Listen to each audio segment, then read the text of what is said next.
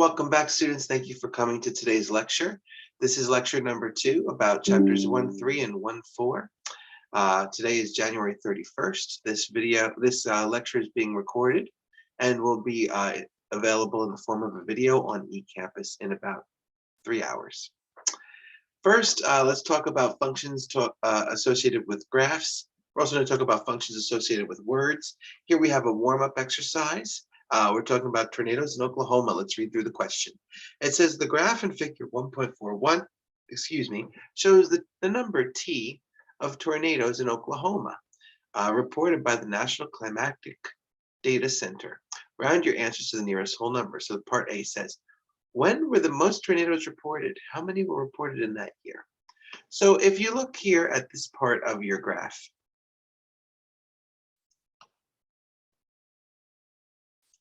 you'll notice that we have the number of tornadoes and it escalates up toward 100 there. Okay, and then along the x-axis, you'll notice that we have our years, so that it could tell you for what year. So if we talk about this particular position right here, we're saying in the year 2010, we observed about maybe 70 or 71 tornadoes. It looks like this is the highest one, probably 2011, and I would say somewhere around 65 tornadoes. So when were the most tornadoes reported? The answer is 2011. How many were reported? The answer is 70 or 75. Then we're asked, when were the fewest tornadoes reported and how many were reported that year? Well, the fewest appears to be right here, right? And if that is, if we're looking at the scale from 0 to 20, that's probably like 3 or 4, maybe 5, and that happened in the year 2014. Okay, so that's kind of what we were looking for a question like this. And you'll see the answer is there. You could say it in different ways. You don't have to say exactly 75 or 76. You could say almost 80. And likewise, for this one, you could say less than 5. So depending on how you word it, and when you do your web design practice, you will see sometimes there's multiple choice where they have it worded in a certain way. Like you might be thinking that you need to answer like 4 or 3, but the correct answer is there, and you could select less than 5, and that's what they're looking for. So really, you're just kind of looking at the graph and trying to answer the question. You don't have concrete facts and numbers because you don't have actual grid lines for the graph paper. So you're supposed to make estimates, or you're supposed to make broad conclusions like less than 5 or almost 80. All right. These are functions in terms of graphs. That's what we're looking at. So, functions, usually we'll look at them and it's explicit, like f of x equals 2x. But sometimes what happens instead is you get them in the form of a graph. Here, we're going to take a look now at the euro. And before we start looking at the euro, there are some important stuff we want to talk about. First of all, 1 euro is about the same as $1.1. And let's talk first about notation associated with that. You can say that in a lot of different ways, depending on what part of the country you're in or what part of the continent, Europe, you're in. You might want to say it the way that you see right here, where it's got this interesting looking symbol that you may or may not have seen before. Okay, or sometimes instead they'll have you say it with the number here this way. Take a look at the way this is. They're using a comma instead of a period. Also, sometimes you'll see that euro symbol being written after the number versus before the number. For people that are really well versed with international commerce, you can tell looking at those different variations of using the symbol what country it may be from. But anyway, the point is we wanted to think about how 1 euro is the same as $1.1, and likewise that kind of translates to $1 is kind of like 0.91 euros. The easiest way to kind of grasp that is to recognize that a dollar is always more than a euro if you look. So if you have $1 and you change it, or if you have an amount of dollars and you change it into euros, you're going to get less euros back. Likewise, if you have an X amount of euros, when you change them into dollars, you get a little bit more dollars back, like 110% back. Okay, this is a graph that is showing the natural changes associated with the value of the euro and how it connects to the value of $1. Along the x-axis, we have the dollars per euro, as you could see here. And then down here we have the year. And the point we're trying to make here is that if you wanted to ask questions about like how many dollars could you get for 1 euro in the year 2020, if you look really closely here, you could say something like, well, you get 90 cents for 1 euro. right? How many dollars would you get for the year 2006, where we have in the year 2006, we could say we could get $1.2 for a euro. So this is like basically think of it as the price of a euro or the value of a euro in US dollars. And you see there is a little bit of a fluctuation. It's kind of going up and down a little bit. It looks like a little bit like a roller coaster, like any function would. And this is some very real concrete data that we can use, and it helps you to think about the way money changes and also about how functions operate a little bit. So the reason why I'm bringing this up is because it's an interesting topic, and it does have something to do with our instruction. It's in our textbook, and one of your discussion questions this week, your discussion question this week is about the euro, where we ask you to go and investigate other commerce associated with other countries and other kinds of currency, and connect them with what the price of a dollar is and talk about it. So this is the general scope of the idea with changing currency from one country to another. Please use this and apply it to your discussion question. Okay. So if you look really closely right here, you could see that we have a dollar about going on for $1.10, and that happens in that specific place. Looking right here, telling you $1.1 equals 1 euro. That happened right here. All right.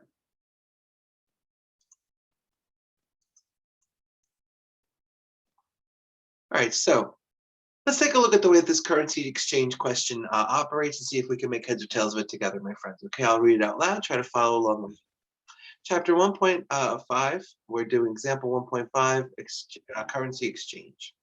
Figure 1.11 shows the value E of D, which is in US dollars, of the euro as a function of the BD. We have added grid lines to the graph to aid in the reading functions values from the graph. For part 1, it says, explain the meaning of E 2003 and estimate its value. Okay, so here's what I'm going to do. For E of 2003, I'm going to draw a line, a thick red line, for the year 2003.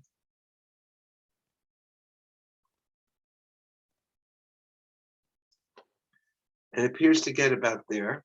Let me do that a little bit more clearly.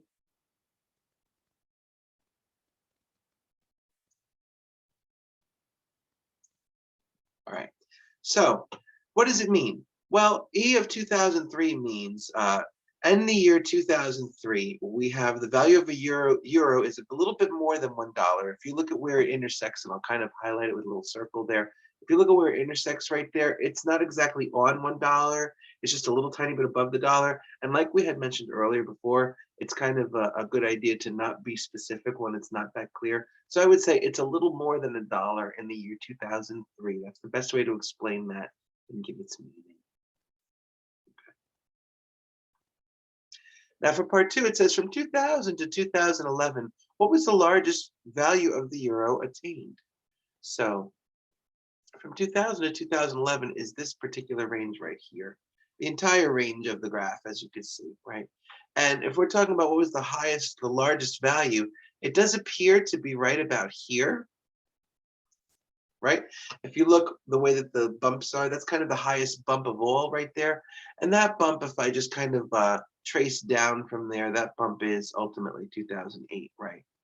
So we would say the largest value of that the euro ever attained actually was somewhere in between 1.4 and 1.6, as you can see there. So the actual value itself, the answer is 1.5 or so. If we say what year was that, then the answer is 2008. So one thing that's important here in our studying is to just make sure that you answer the question specifically the way they're asking. This question was, what was the largest value, and then when did it happen? The value itself, the answer is not 2008 to that. The answer to that is $1.50. And then the answer to what year is 2008. So it's also kind of part of our lesson here is knowing how to answer the question specifically. And part 3 says, what was the average yearly increase in the value of the euro from 2006 to 2009? Okay, so now you're talking about 2 special specific places. I'm going to draw points to illustrate those places. We're talking about from 2006 to 2009. In 2006, it was right here.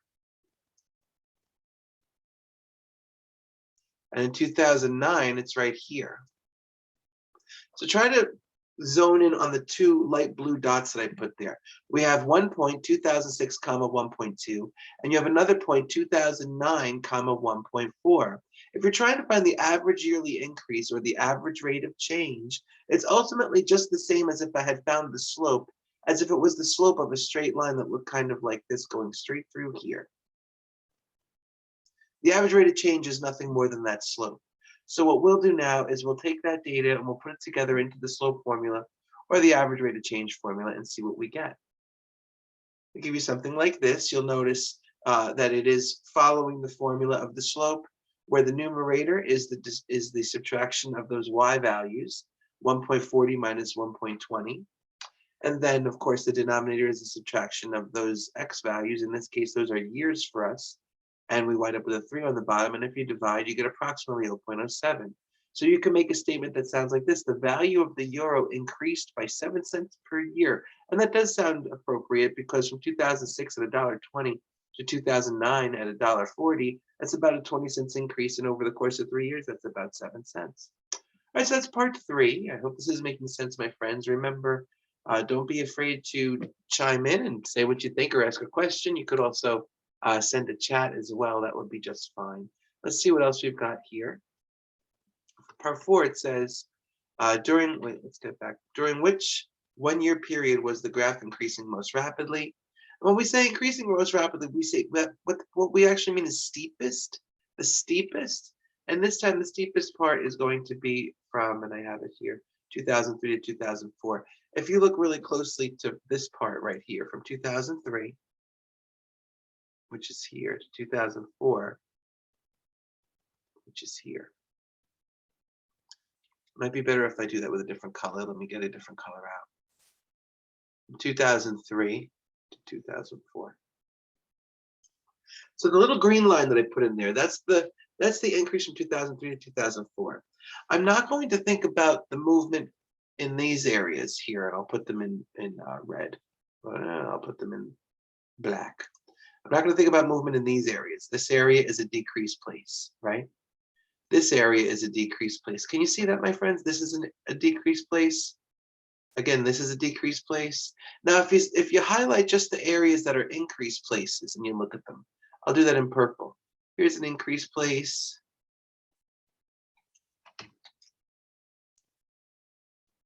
Here's another increased place. Here's a little increased place, right? Here's an increased place. Here's another increased place. And here's an increased place, very slight. So in other words, if you go from year to year to year to year, you either have an increase or decrease each time as you go through. And we're only thinking about places of increase, and we're thinking about the places, the place where there's the most rapid increase. This is the area that you want to zone in on the most for that. Because in this area, it was the most steep increase, meaning that it increased the most rapidly. So I need you guys to remember this from me, okay? When you're going from point to point, if you're trying to find out the period where the graph is increasing most rapidly, ask yourself, what is the period where it is most steeply increasing? Think about if you're trying to hike up a hill, and it's hard to hike up the hill because the hill is so steep. If you see something that the steepest part is what they're looking for, and that's why the answer for this one is from 03 to 04, okay? And the last part of this question, as an American investor, would you have made money if you bought euros in 2002 and then sold them again in 2008? And the answer is going to be, yes, certainly you would have definitely made money on that. Look at how in 2008, I'll use hearts for this one. In 2008, the graph is here, right? And in 2002, the graph is down here, meaning that in 2002, you paid 90 cents per euro. And in 2008, you could sell it for $1.50 per euro. This is a massive increase. In fact, it's almost twice as much. And there are some people that really capitalized on having money in the form of a euro and selling it back just a mere 6 years later. So that's a little lesson about inflation and commerce and international trade and such. I hope that that's interesting for you. I know that you guys are studying economics and business in this way. But those are the different things in chapter 1.3 that you need to know about graphs. It's just kind of making sure that you're really well-versed in graphs and that you have a higher literacy when it comes to reading graphs. All right.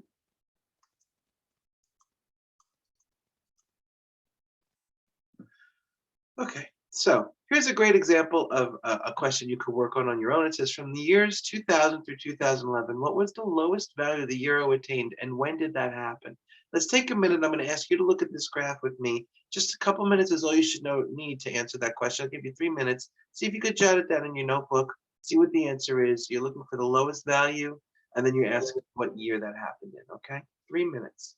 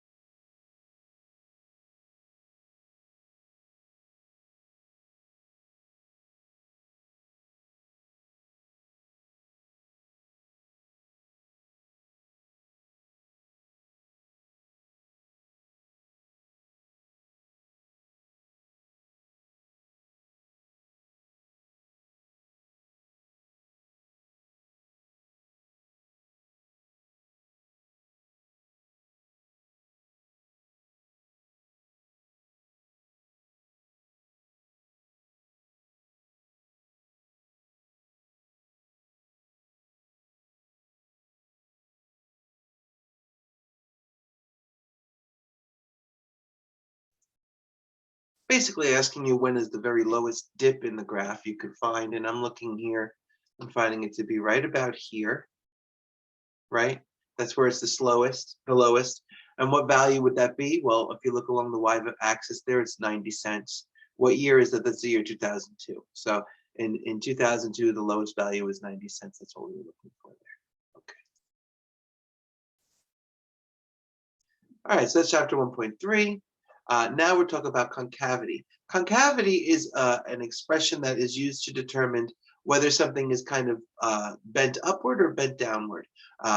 This is something that you see when you're studying the parabola for the first time in Algebra 2, but it also does follow along with any function that has bends in it.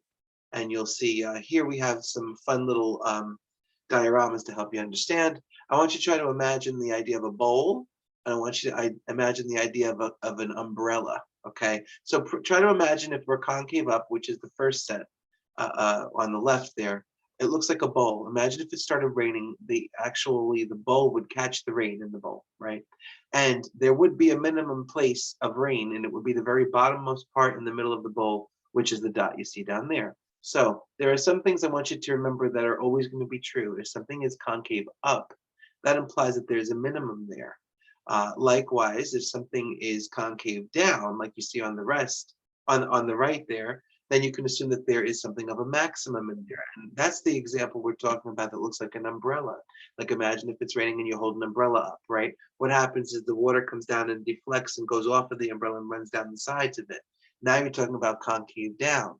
So remember concave up and concave down. The easiest way to remember it, of course, is the word up has a capital U in it, and minimum and concave up looks like this, looks like a U a little bit.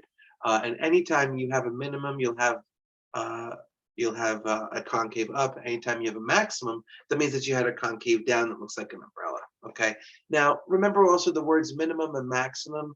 Generally, they mean the one winner of all that is the very max, or the one single thing that is the very lowest, right? So the word maximum is kind of a little bit of a champion word. That's why we have this little prefix. We'd like to call them local maximums or local maxima, and then plural, because it's Latin maximum, plural is maxima. Minimum, plural is minima. Okay, and then also while we're talking about vocabulary, there's a word called extrema. That word is extrema, extrema. They sound like extreme, and they are. Minimums and maximums are extremes. The way you really should say that is minima and maxima are extrema. So when you talk about local extrema, you're talking about the way that a function may curve up and down here and there. And in certain regions of the graph, there's a place where it looks like there's a concavity and a max or a min. It may not be the very biggest max of all in the whole graph, or the very lowest min of all in the whole graph, but it does represent a local min or a local max. And those things are called extrema or local extrema. So it's really not that hard. It's just a matter of having a conversation with a friend who cares enough to explain these funny sounding words. They come from Latin, where a at the end implies plural. For example, datum, The plural of datum is data. So every time that you say the word data, that's a plural word. It's plural because it's many datums, and that's not the correct grammatical way to say plural of datum, it's data. So anyway, we have maxima and minima. They are extrema. You only see maxima when you're concave down. You only see minima when you're concave up, okay? And that goes all throughout a graph, whether you have all kinds of waves and curves in your graph like a roller coaster, all right? I hope that made sense. Let's see if we can apply that. We're looking at the same function that we just used, so we're not unfamiliar with this graph. Again, this is the price of the euro from year to year in terms of dollars. And now we have some cases of concavity and maxima and minima to talk about here. Consider once more this function, okay? From 2000 to 2003, is the graph concave up or concave down? So what that means is I want you to look very closely at that part from 2002 to 2003. Let me give you the animation that I made, okay? So here's the place that you're looking, okay? You're looking at that place closely. So let's enlarge it. Let's look at it a lot bigger. Take a close look there. Now, it's hard because when you look at the drawing, it's a tiny little bend that's drawn, like a doodle almost. But if you really zone in on that part, can you tell that it is ultimately concave up there? Isn't it? Look very closely. And it's only concave up there. It's concave down later on and up and down again, and it's wavy and changing, right? But note, the first thing that you see there, that first range from 2000 to 2003, if you just look at just that part, okay, that's concave up. And what that means is that in that area, there is a local min. The local min is probably 0.9 if you try to imagine where you think that point would be of the lowest part. So explain in practical terms what that concavity means about the value of the euro. First, note that the function is decreasing and from 2000 to 2002, and then it increases from 2000 to 2003. The value of the euro decreases at a decreasing rate, increasing at an increasing rate. Now that's kind of hard to understand, but the point that they're trying to make, and try to follow me on this, my friends. The point they're trying to make, and I'm going to highlight in red, is that if you look at these 2 years and look at this decrease, okay, and then you look at this 1 year and you look at this increase, I'll make it a different color. It's arguable that the green line is moving faster than the red line. You could say that because of these special places from here to here versus from here to up here. So depending on how you want to look at it, probably a little bit more like this, right? You could argue that the second part is increasing at an increasing rate. Now, I'm not going to hold you to that. You're not going to have to know that much about it. Frankly, that's almost unnecessary. It's not helpful here. What is helpful and important is knowing that in this area of the graph, you do have a concave up, and therefore there is a minimum. That's kind of really all that you need to know. In your book, they will explain a little bit more about how you can interpret this part of your graph to say things like it's increasing at an increasing rate from 2002 to 2003 and vice versa. But again, that's not really as crucial as knowing the concavity and understanding whether there is a max or a min there. That's what the most important part is, okay? All right, so with that, we'll move on to the next one.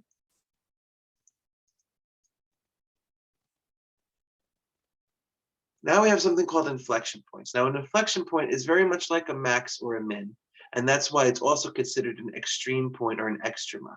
Here's what we mean by inflection points. When you change concavity, meaning there is a certain specific point where you can take a part of the graph and say, this is a concave down part of the graph.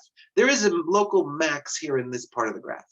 Then there's a shady area where it kind of ends that concavity and begins a new concavity, like you see here. And then it happens again, right somewhere in the middle of there as well. That specific fancy place where it changes from going down to going like that and then going up again is called a point of inflection or an inflection point. It's a max or min, but it's kind of like a little bit of both.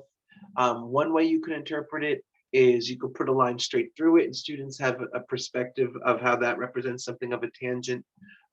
Or you could look at it like it's just a change from concavity up to concavity down or vice versa.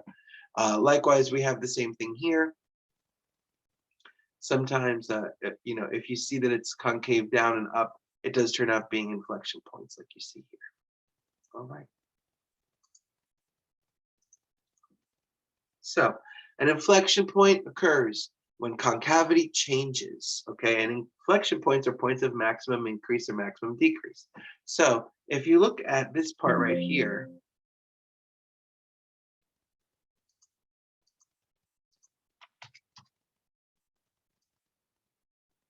if you think about up until that point, it was coming down. Like think about when you're on a roller coaster. When you reach that point, you're really shooting down the you're really shooting down the roller coaster at a very fast rate at that moment when you're like in a free fall feeling, almost falling almost straight downward. That's what happens at the inflection point. You're at the most steep part you can be at, and all that you can possibly do next is just start to bend back around, you know. Same thing happens here. It's at its most steep at the inflection point. So two things we need to remember about the inflection points, okay?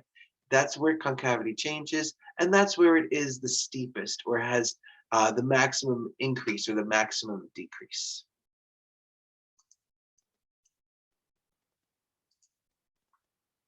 All right, so keeping those ideas in mind, let's take a look at this graph and let's see if we can apply this concept to this graph. Now, this is the kind of thing where we're going to give you a story and we're hoping that you can connect it to your math ability to see how you could illustrate it using a graph. I'm going to read a story and I want you to try to follow the idea. It says you leave home at noon and drive your car down a straight road for a visit to a friend's house. During your distance d in miles from home as a function of t, an hour since noon is shown on this graph. Now, understanding that you drove straight down the road to go straight to your friend's house, and we're looking at this graph. Let's see if we can make heads or tails of this graph. The first part of the graph that I'm noticing here is this piece. This piece is an increase. It's a clear, obvious increase. We could say that from actually noon, which is 0 hours, since noon, t equals 0, up until probably just about 2 o'clock. I would go all the way to 2 o'clock, really, with this. There you go.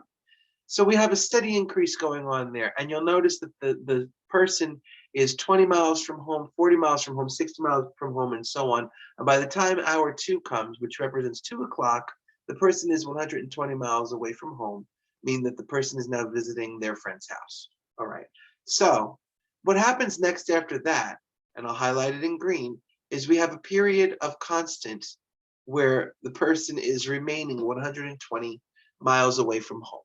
That happened from hours 2 o'clock until probably about 5 o'clock or 4:30-ish. Then what happened was the person started driving home. And when the person started driving home,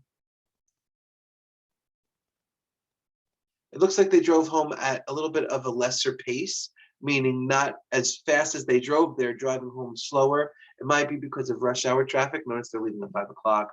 It might just be because it's getting dark out, or who knows the reason why, but that doesn't matter. What matters is there's a significantly slower path home than there was on the way there. Looks like the person left probably around 4:30 or so and got home probably right around 8 o'clock, giving them about a 3.5-hour journey, almost twice as long as it took them to get there. The reason why I'm saying all this, my friends, is because if you're about to start answering questions about a graph, you kind of need a little bit more than that introductory paragraph. You leave home at noon and you drive your car down a straight road to a visit to a friend's house, and your distance in miles is shown there. I'd like to look at the graph and have a good grasp on it. And now that I feel like I know what's going on in the graph, I think I'm ready to try to answer the questions. But that's what I mean, my friends. You should look at that graph first. Give it a shot. Give it a good, hard, honest try. Look at the graph and try to grasp what it means. What is the point of it? What is the lines? What are the lines trying to show you? What are the labels on the axes? And how can I make specific examples? I could say things specific, like at 2 o'clock, I was 120 miles away from home and things like that. So that being said, I've highlighted the graph, we've thought about it. Let's focus now on part 1. It says, during what time period are you at your friend's house? And the good news is, since we already kind of analyzed this graph and dissected it on our own, we kind of know what the answer is to that. It's something like from 2 o'clock to 4:30, something like that I was hoping for as an answer. You could say 2 and 4.5 hours, but remember, since time equals hours since noon, we should know that the 2 means 2 o'clock and try to answer in the most practical terms as we can. Remember, this is math models, so we want to interpret if we can. For part 2, it says, over what time period is the graph decreasing? Explain in practical terms what this portion of the graph represents. So as you can see, I've highlighted the pink rectangle. From about 4:30 until 8 o'clock, there is a decreasing in the function. And remember what the actual y value or height of the function represents. It represents the distance from home. So if that height is decreasing, that means the distance from home is decreasing. Or in other words, you are going home from your friend's house at that time. So to answer the question, over what time period is the graph decreasing? The answer is from 4:30 to 8, representing from 4:30 until 8 p.m. And what does that actually mean? It means that you're probably traveling home. For part 3, it says, at what value of t is the graph rising most steeply? Explain in terms of your speedometer what your answer means. I'm going to say probably right around here. Right? And that's because that's the only place of increase. Let's start with that. That's the only place of increase. And also that's the place where you're really kind of on a constant steady motion where you're just increasing and on your way there. That's the idea of an inflection point. So I would guess really just about anywhere in there, probably hour 1 or 1 p.m. is your best approach there. So for part 3, we're going to say it's rising most rapidly at t equals 1 or 1 o'clock, and it's something of an inflection point. It represents the maximum speed. And last but not least, for part 4, at what time do you get back home? And as you can see right there, you get home at 8 o'clock because that's where your graph reaches 0 for the y value get. All right, so that's another great example of how to use a graph to try to answer questions from WebAssign using functions. Now let's explore what it's like to use tables.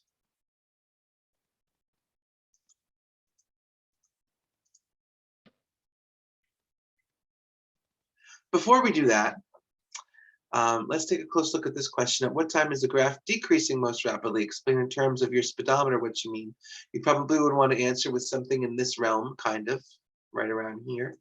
And this is what we were looking for your solution. At about 7 o'clock or so, and you would say 7 p.m. or so. So where I put was 6 o'clock. It depends on what you're asking. And remember, like I said, we remove those from the WebAssign. We don't want to go crazy with where is it increasing the most. What's most important is that you represent it somewhere in there. All right.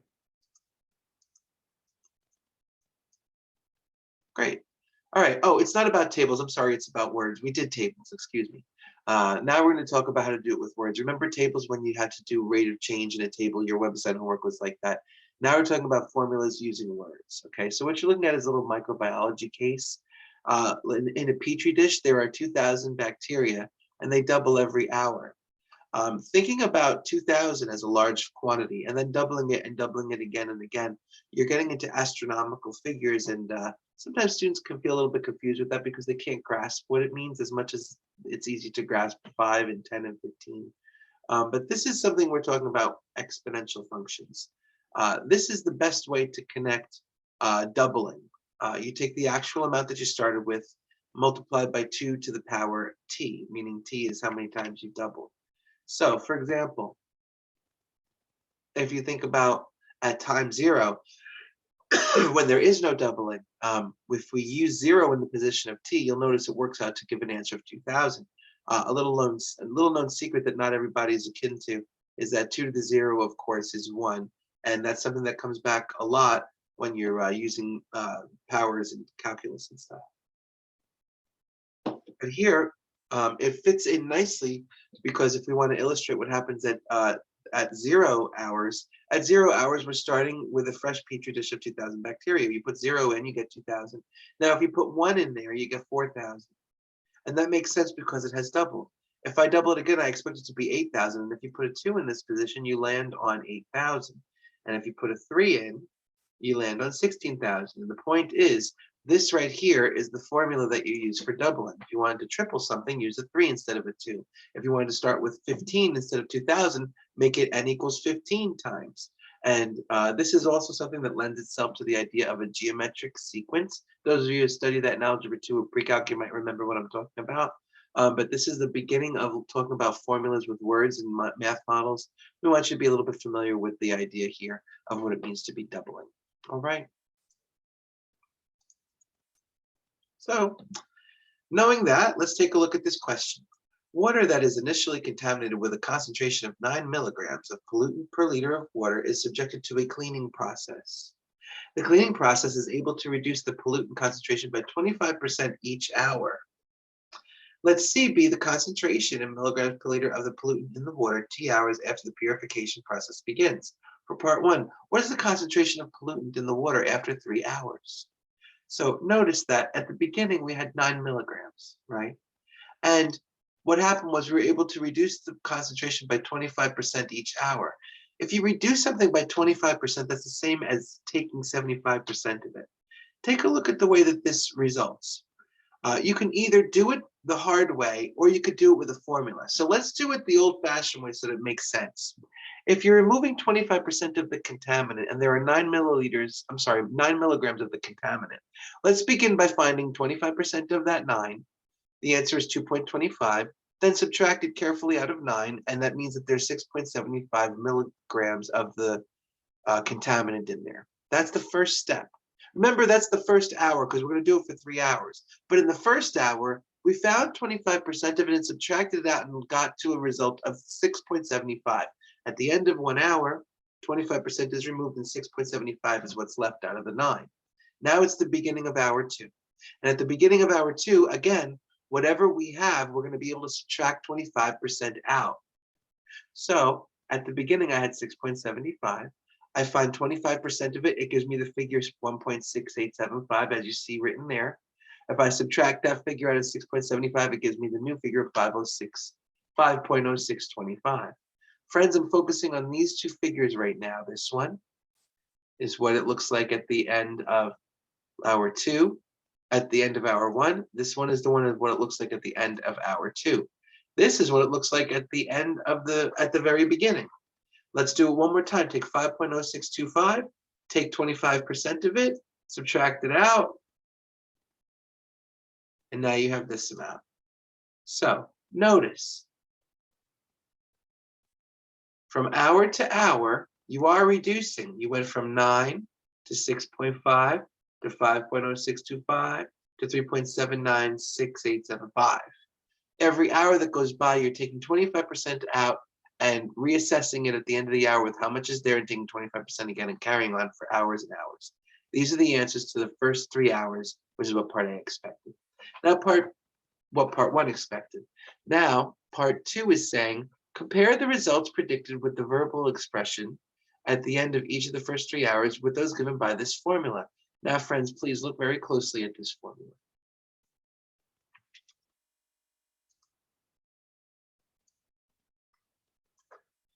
If you put 0 in there, you're going to get 9.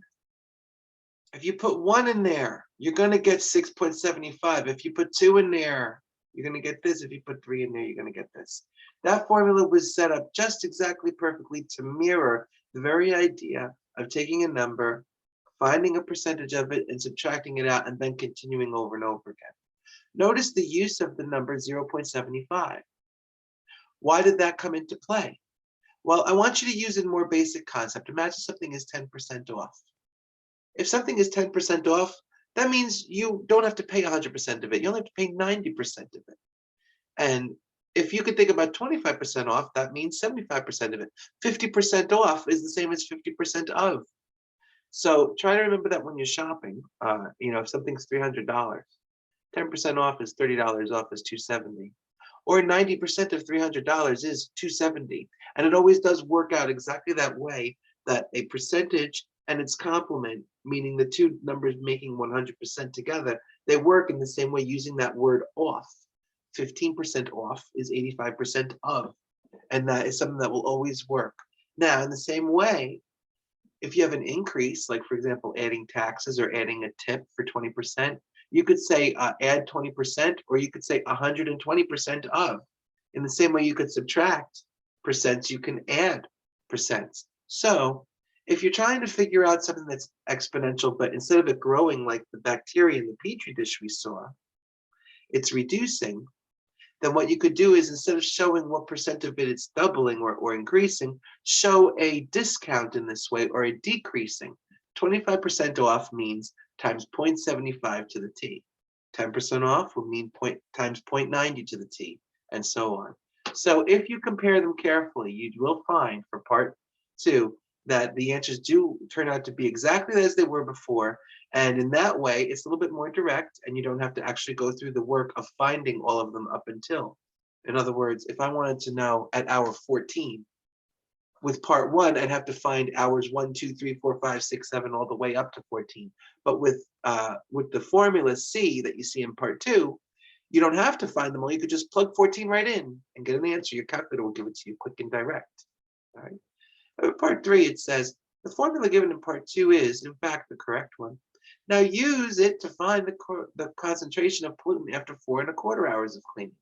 Now you have to think for a minute. 4¼ hours of cleaning. If it changes by 25% each hour, how can I figure out what happens in 1/4 of an hour? Well, the best way to do it is to come up with a formula like you see in the red box, and then plug in any number you want. I can make a 4 1/4, 4 1/10, 4 1/6, 4 in any fraction I want or any decimal I want now. So I'm going to be clever and make a 4 1/4 is like 4.25. So if I plug in 4.25, it'll give me a quick and easy answer. And you can see I was careful to deliberately put 4.25 up in that exponent because that's where the value of t is, the variable. And using the calculator, I was able to get an answer right there. All right. So for purifying water, we have the important case of what it means to reduce something by the same percentage over and over again. And once more, if you're going to be reducing something by 25% over and over again, it's the same as multiplying it by 0.75 each time. And that's what we're using here to get our solution. I have a question. Yes, of course. Go ahead. Yeah, for part three, I have a hard time understanding that where it says C equal 9 times 0.75. When I put in the calculator, do I put times 4.25? Actually, no, you don't want to put times. You want to use a button that looks like this. Let me show you just what I'm talking about. Either you'll have a button that appears to look like this,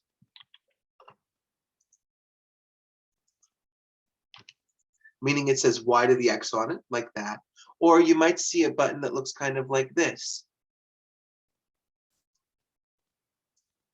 It's like an up caret. That means raised to the power of. And if you look at your keyboard, the symbol above the number 6 is the up caret. So most calculators have that as the button. And the way you'd go about doing that is you'd start by finding 0.75 to the power of 4.25. To do something like that, I'll illustrate with my calculator to show you. First, if you're using a calculator with your iPhone, you should be able to turn it sideways, and it should give you a scientific calculator. In this instance, the scientific calculator that's on your iPhone has a button that says X to the Y. If you look very, very closely there, you should be able to see that it says X to the Y. I don't know if you can see it, but Y to the X or X to the Y is the button you'd use. Start by putting in the number 0.75, like I did here, and now hit the button that says X to the Y or Y to the X or a caret, whatever you might have, and you'll see that it is highlighted. That means, okay, now please tell me what power you'd like to raise this to. That's why it's highlighted. It's waiting for your next input. I'm going to tell the calculator 4.25. And it gives me this as an answer. Now that means that that value is the entire piece that you see right here. And now to get my final solution, I need to take that times 9. So now I'll say times 9. And it gives me this figure, 2.65, etc. And you can round it. All right, gotcha. Thank you. You're welcome. It's my pleasure to explain it. Thanks for asking up. And guys, again, please don't feel afraid to say what you think and to ask questions. And thank you for contributing. I appreciate it. Okay, so that's example 1.9. I hope that that's clear. If anyone has any other questions, let me know. Okay, and now this is the same situation. So I'm going to work through this one with you. It says, suppose you start with 9 milligrams, kind of like you did before. Now assume that the cleaning process decreases the concentration by 30% each hour. What is the pollutant concentration after each of the first 3 hours? So if that be the case, you're going to have a new formula that looks kind of like this. It should be C equals 9 times 0.70 to the power of t. Now, why is that the formula? The reason why is because if you're decreasing by 30% each hour, then that's the same as multiplying by 0.70 each hour. So this is the formula you should have come up with for the test your understanding case. And then if you want to know the concentration after each of the first 3 hours, then you need to substitute in 1 and 2 and 3 into that formula to get your solutions. Let's see what those answers are.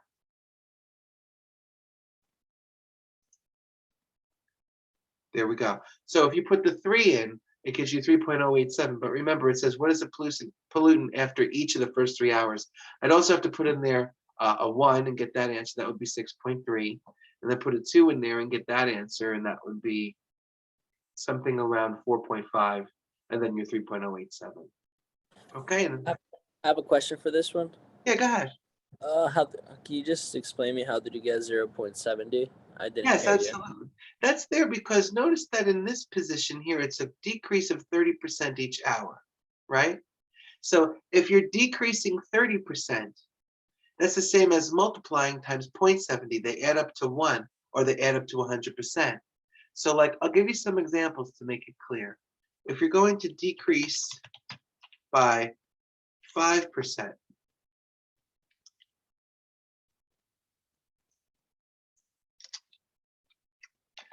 that's like 95% up. See that idea? Whatever you're decreasing by, it's the same as taking the opposite percent of. So they're supposed to add up. Like in the first situation, it was 75% and 25%. They add up to 100%. Now in this case, it's 30%.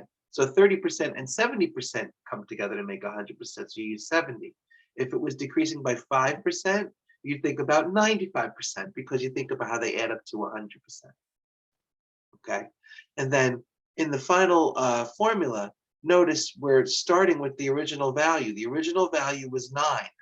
You start with what the original quantity is and say that quantity, in this situation, it's 9 times that important factor, which in this case is going to be 0.70 to the power of t. If we were telling you that the pollutant decreased by 5% each hour, you'd use 0.95 because you want the two numbers to add up to 100% or to 1.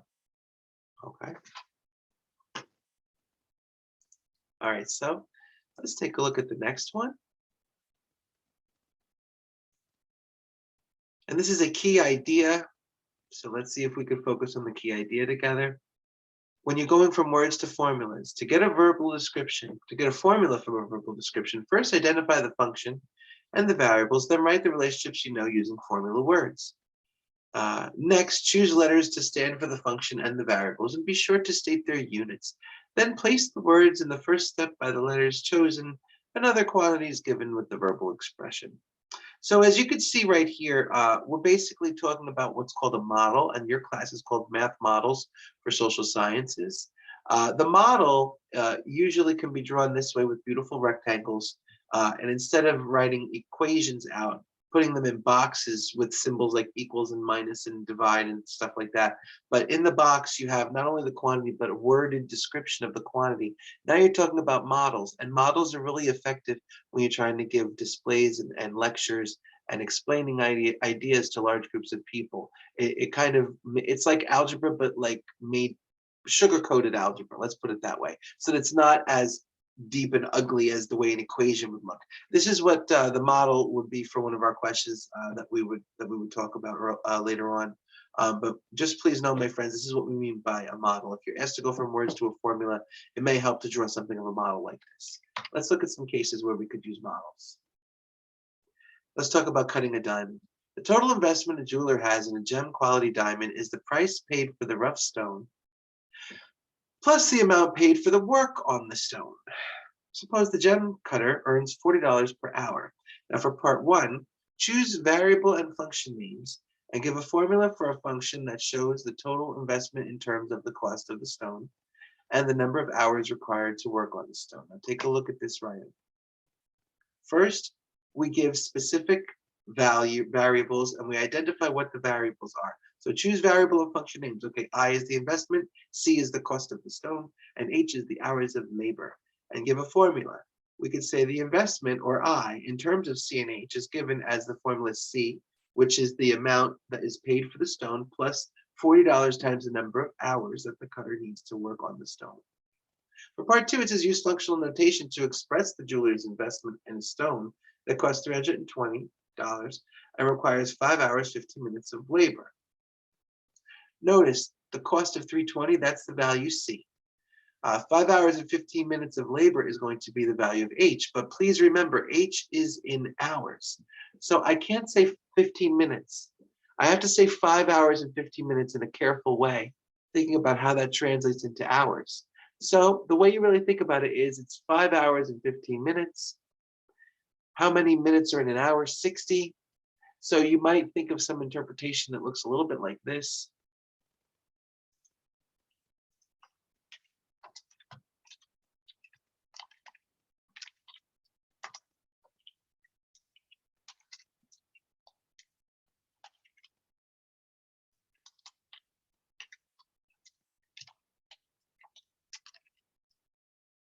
All right, and this is the best way to kind of interpret that. Note that we can't really talk about minutes, so instead we're going to talk about it as a fraction of an hour, and there are 60 minutes in an hour. So 1560, it's this 1/4. So what we'll do is we'll use, I can't move that then, can I? Yeah, that's okay. Let's get that out of there. Anyway, I do have it here. We're using 5 1/4 or 5.25, like I said, because it does represent 15 minutes, and 15 out of 60 is 1/4 or 0.25, and 320. So in part two, it says use functional notation to express the jeweler's investment. Now don't do it, just write I of 320 comma 525. Remember, they just want functional notation. They're not looking for the actual answer as of right now. They just want functional notation. So there it is. And then for part three, it says use that formula now that you made in part one to calculate the value from part two. Okay, so no problem. Now go ahead and plug it in and get your answer. You should get $530. This one. Okay. I think the most complicated part of this is focusing on how you can interpret 5 hours and 15 minutes into hours. That is the thing I think that really will throw people off the most. Just make sure that you're in a uniform way with minutes versus hours and things like that. Okay. All right, so that's example 1.11, right?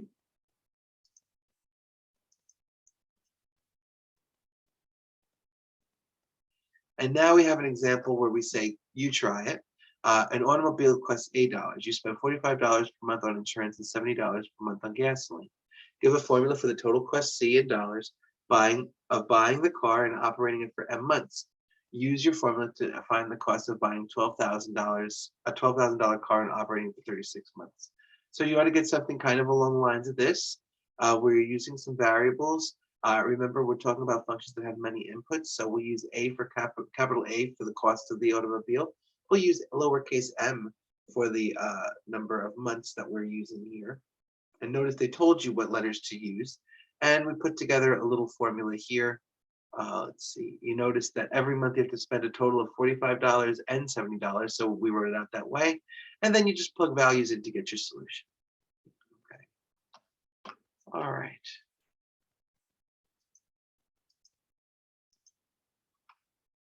There is something else I'd like to share with the group before we dismiss today, and it was a question in WebAssign. It's right here. In this particular question, we're asked to use the letter E, and a student asked me about this, and we had not talked about this very much at all in class. But E is a irrational number, something like pi, and E has to do with natural logarithms. It was invented, well, not invented, but discovered by a famous mathematician, a German mathematician whose name is Euler. It's spelled E-U-L-E-R, but in German, you're supposed to say that out loud as Euler. And E is something you can find in your calculator. I've taken this question and put it into Desmos so that you can see how to find it with Desmos.